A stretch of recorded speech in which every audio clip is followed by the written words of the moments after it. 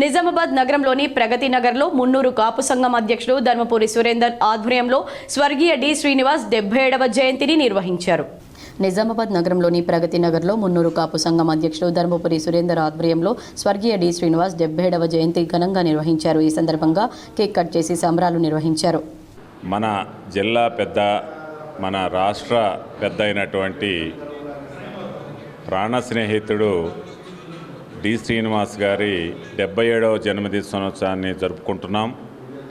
చాలా సార్ చేసినటువంటి పనులు మన జిల్లా అభివృద్ధి, రాష్ట్రాభివృద్ధి కాంక్షించేటటువంటి ఏకైక వ్యక్తి.